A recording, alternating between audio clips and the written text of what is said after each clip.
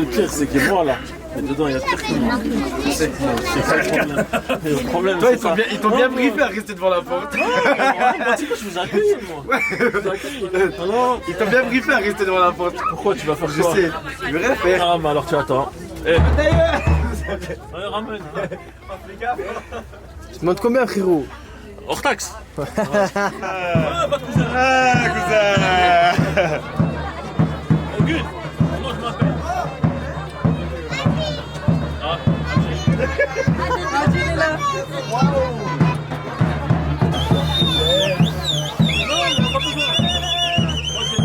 Comment t'es belle? Ah non, y'a pas trop chance.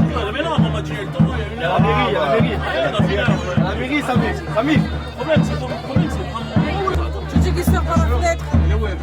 Viens, Ah, il va te lâcher malade.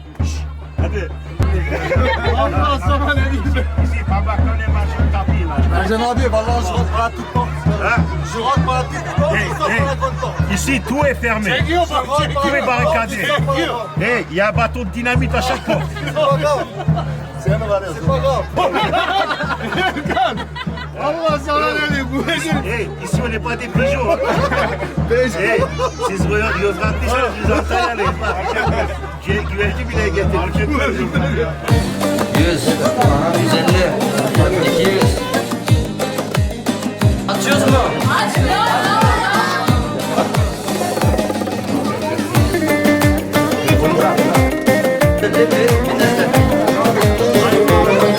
Atıyoruz mu?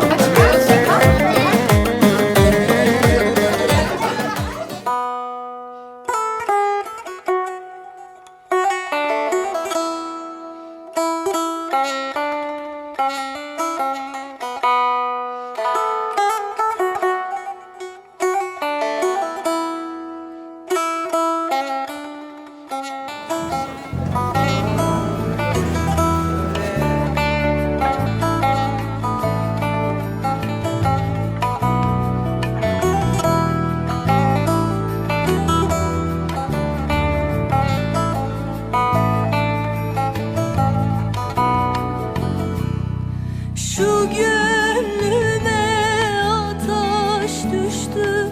Ne yapayım ne edeyim. Şu gönlüme ateş düştü. Ne yapayım ne edeyim. Sensiz hayat neyleyim. Allı gelin telli gelin.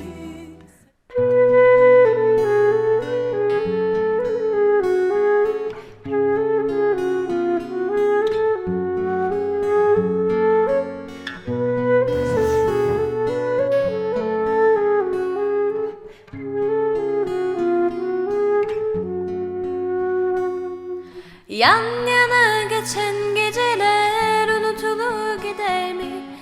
Acılar birden biter mi? Bir bebek özleminde seni aramak var ya.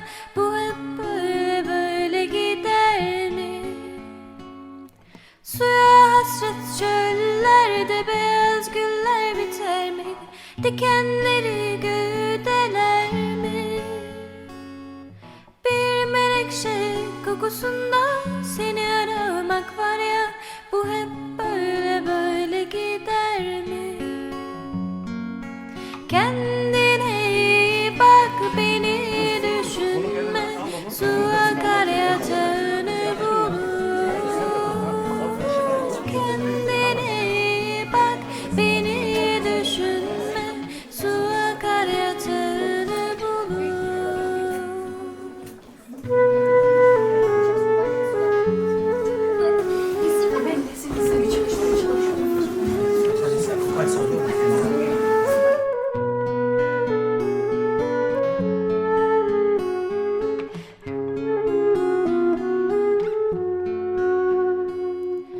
İçimdeki